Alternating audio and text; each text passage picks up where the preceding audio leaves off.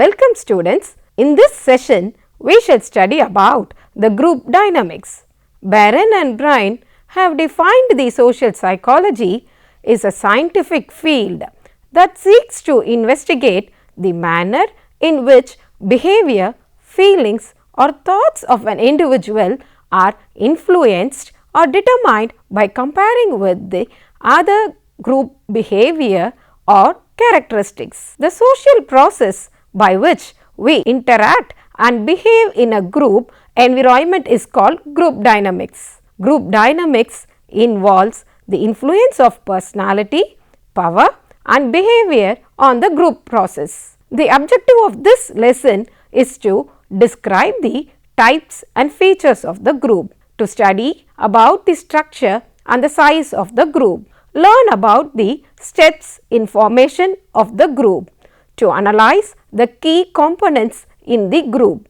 Groups can be classified into various categories based on its nature. In this session, we shall look into two types of groups, namely formal group and informal group. Formal groups who are structured to pursue a specific task, and informal groups who emerge naturally in response to organizational or member interest. These interests may include anything from a research group charged with the responsibility to develop a new product to a group of workers who spontaneously come together to improve their social or member activities. While we can learn a lot from informal groups in terms of leadership and motivation, we will concentrate mostly on formal groups characterized by member appointment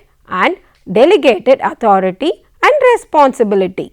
Group structure and size. Effective group performance depends to a large extent on the size and composition of the group. A group may consist of as few as 2 people or as many as 3 or 400.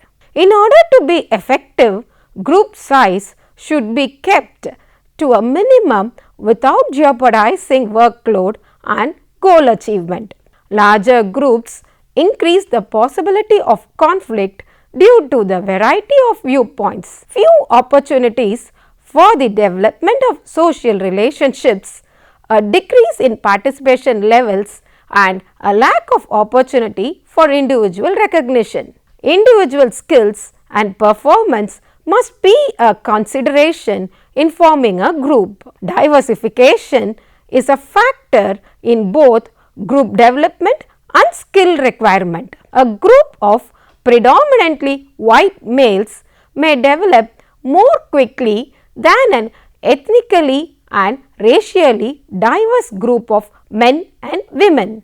But while the former group may be better able to communicate, set standards and grow as a cohesive unit, it may not be diverse enough to meet all the community or organizational needs. A more diverse group may take longer to reach peak performance due to the number of cultures, language differences and interpretation of the task to be completed. But once they do develop, diverse groups are equally productive and may even be more creative in problem solving because members have access to broader base of ideas for solutions. Formation of a group. The appointment of individual to a group based on their compatibility, diversity or expertise does not assure effectiveness in achieving group goals. A group is initially a collection of personalities with different characteristics, needs and influences. To be effective, these individuals must spend time acclimatizing themselves to their environment, the task and to each other. Organizational experts and practitioners have observed that new groups go through a number of stages before they achieve maximum performance. Each stage presents the members with different challenges that have to be overcome before they can move on to the next stage. These stages have been identified as forming, storming, norming, performing and adjourning. Forming. At this first stage of development, members are preoccupied with familiarizing themselves with the task and to other members of the group. This is sometimes referred to as the dependent stage, as members tend to depend on outside expertise for guidance, job definition and task analysis. Storming. At this stage, the group encounters conflict as members conference and criticize each other, and their approach to the group is taking to their task. Issues that arise include identification of roles and responsibilities, operational rules and procedures, and the individual need for recognition of his or her skills and abilities. This stage is also referred to as the counter-dependent stage, where members tend to flex their muscles in search of identity. In some cases, the group may have problems getting through this stage. This may occur if the group encounters difficulty in clarifying their task, agreeing on their mission or mandate, or deciding how they will proceed. Lack of skills, ability, or aptitude can also contribute to their inability to get beyond this stage. Norming. At this point, members start to resolve the issues that are creating the conflict and begin to develop their social agreements. The members begin to recognize their interdependence, develop cohesion and agree on the group norms that will help them function effectively in the future. Performing. When the group has sorted out its social structure and understands its goals and the individual roles, it will move towards accomplishing its task. Mutual assistance and creativity become prominent themes at this stage. The group, sensing its growth and maturity, becomes independent, relying on its own resources. Last, adjourning. During this phase, the group will resort to some form of closure that includes rites and rituals suitable to the event. These may include social and parties or ceremonies that exhibit emotional support or celebration of their success. Group function. 3 functions that influence the effectiveness and productivity of a group are task function, maintenance functions and self-interest functions. Task function. This is the primary reason for the establishment of a group. To achieve the task, they must have members that fulfill some or all of the following roles, like initiating by proposing the task or goals, defining the problems and suggesting procedures for a solution. Information seeking by requesting facts, seeking relevant information and asking for suggestions or ideas. Information giving by offering facts, providing information, stating belief and giving suggestions or ideas. Clarifying ideas by interpreting and clarifying input, indicating alternatives and giving examples. Bringing closure by summarizing, restating and offering solutions. Consensus testing by checking for agreements and sending up trial balloons. Next is the maintenance function. Each group needs social, emotional support to be effective. Some members of the group will take the lead in providing this support, which consists of the following: encouraging by showing regard for other members and providing positive response to their contributions.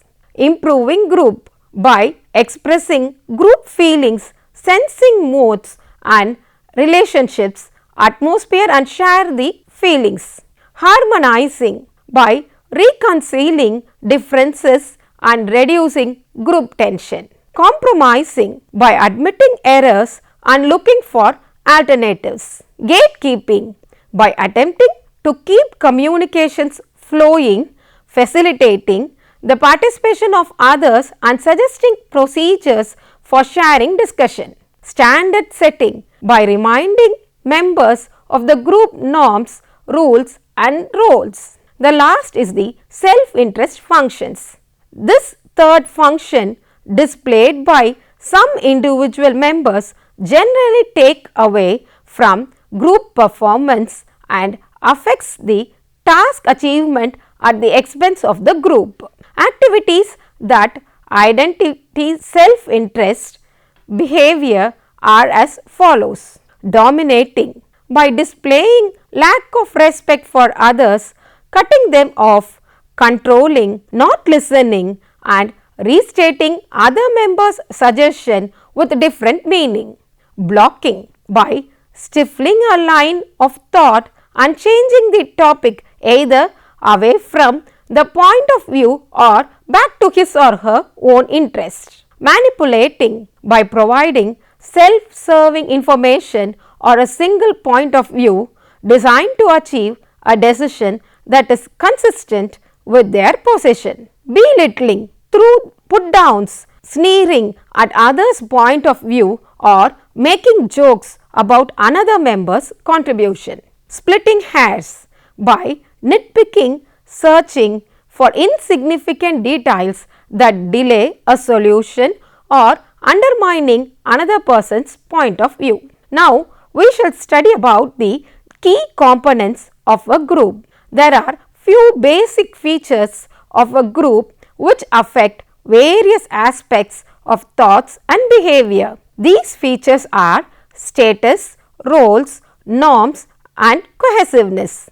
Status, it is nothing but the hierarchies in a group. When the president of any nation enters the room, everyone stands and no one sits down until the president has taken a seat, because the president occupies a special position within the group. Many groups have hierarchies like this, with members differing in status, their rank within the group. Sometimes it is an official position, as in the case of president, and sometimes it is not so explicit and instead it is simply the old-timers in the group who are accorded higher status compared to newcomers. Apart from this, physical attributes such as height may play some role. For example, taller men and women have a consistent edge, especially in the workplace.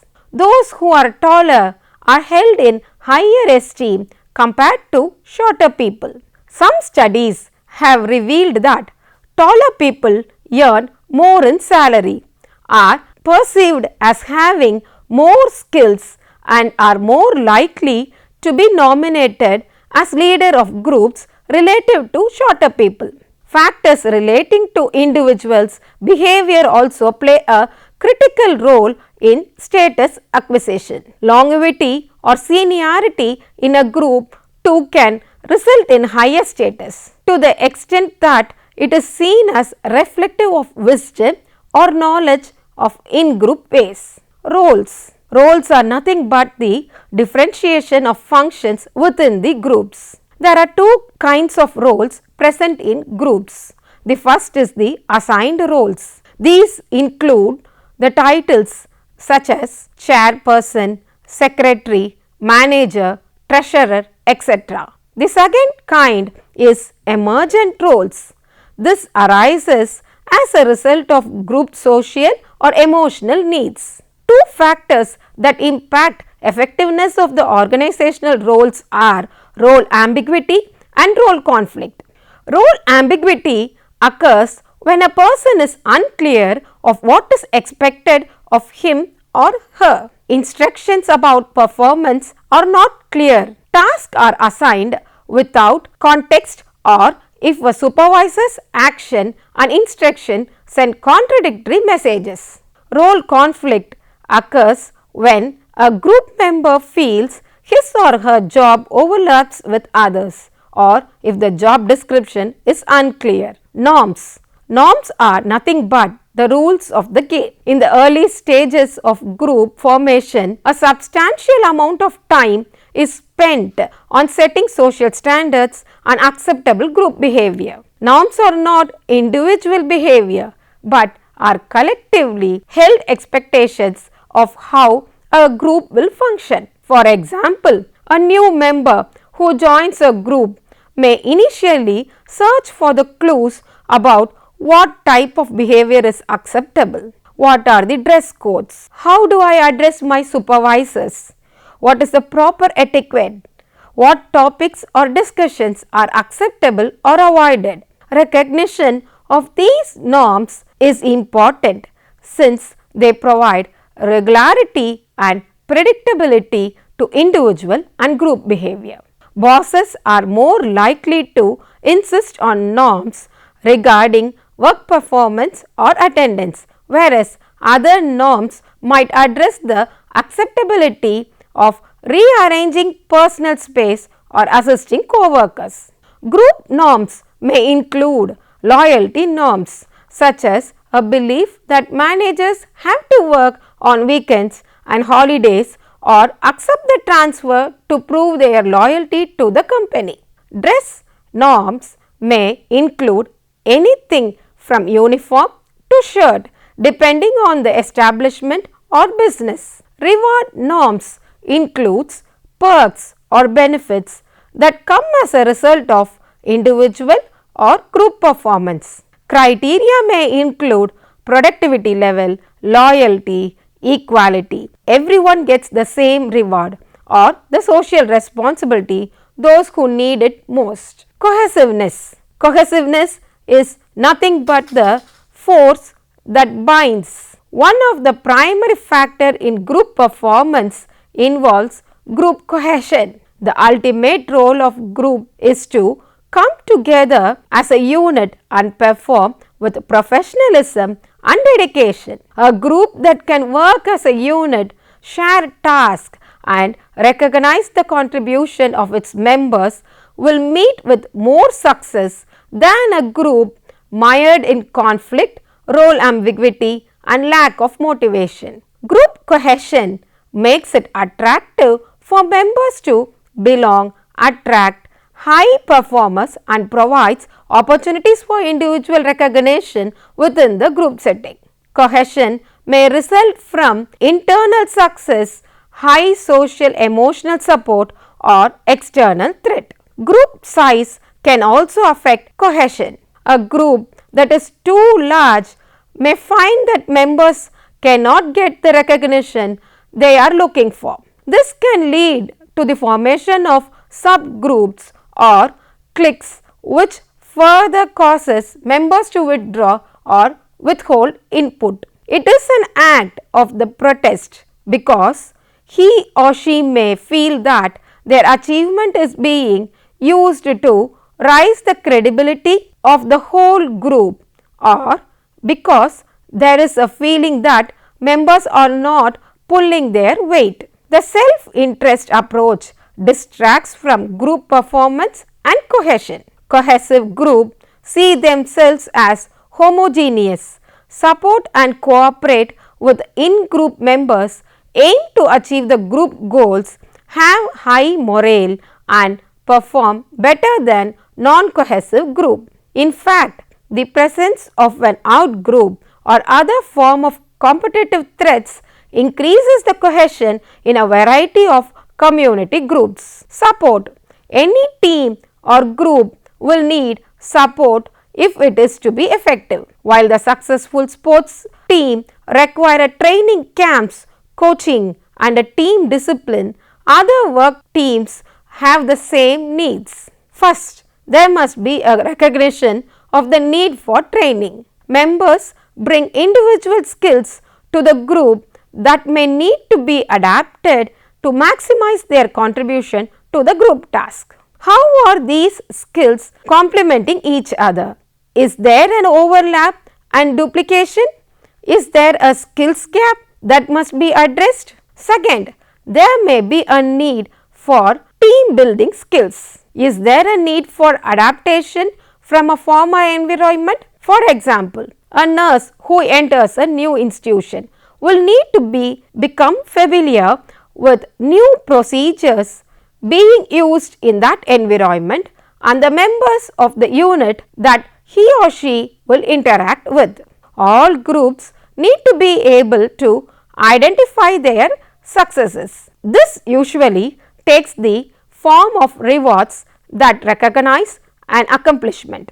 Group members should know what is expected and what the rewards are. Are there opportunities for individual recognition? What are the group rewards? What are their performance requirements for achieving these rewards? And how will performance be measured? There is often a tendency to have people with similar skill sets on the same team. There is an argument that teams may perform better if people from all parts of the organization are in the group. This brings diversity and allows the group to take into account all aspects of the job and to include the needs of other parts of the organization which may be affected by the work group. It also helps members to identify the need for and the importance of other organizational functions in achieving the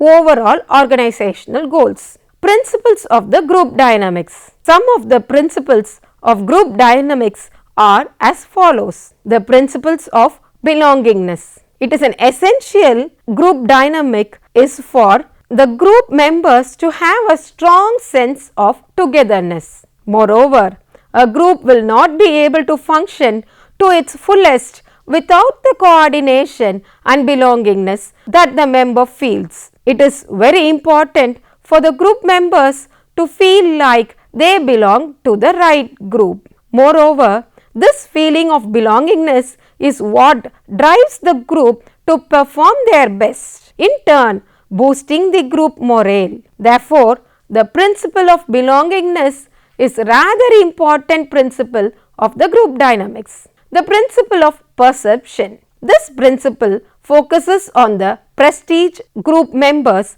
and how the group members perceive this prestige. It is very similar to the principle of status. However, this principle of group dynamic states that the greater the prestige, the greater is the influence. In addition, the principle of perception throws light on the importance of the group perception. Moreover, this ensures coordination, a common direction and successful completion of the objectives. The principle of conformity. This principle of conformity states that the importance of the group members to conform to the general group norms. However, this principle is one of the most essential rules which is the most difficult to achieve. The principle of change. The principle of change is one such important principles of the group dynamics that state the significance of the change.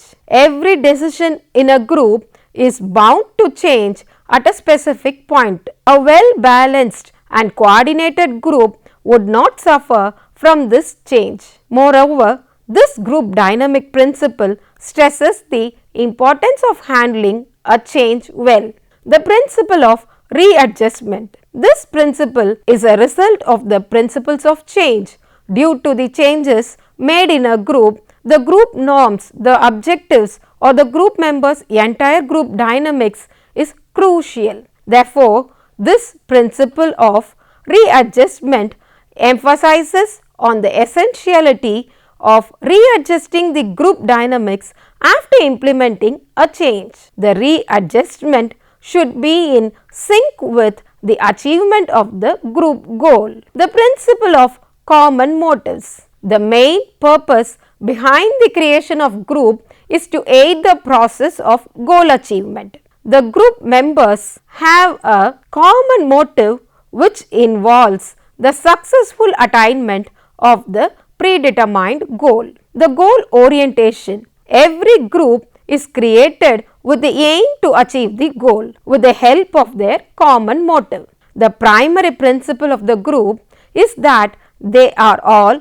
goal oriented and focus all the activities towards the successful completion of the task. The principle of power. Being a part of a group can let a group member believe that they have powers vested in them. One of the more critical principles of the group dynamics is the existence of power among the group members. The continuous process principle. Last but not least, group functioning is a continuous process. This principle states that every group so formed and every member who is the part of such a group is responsible for the continuous functioning of the same group. Group adjourns only upon the completion of the task or the achievement of the goal. Until then, the principles of the continuous process is widely applied to the group dynamics. Conclusion. In this session, we have studied about the structure and size of the group, the steps involved in the formation of the groups, functions and the key components of the group. The major key components of the group are the status, roles, norms and cohesiveness. These influence the individual's activities in the group. The principles of the group dynamics are also mentioned to understand the adaptability of the individual in the group. Thank you.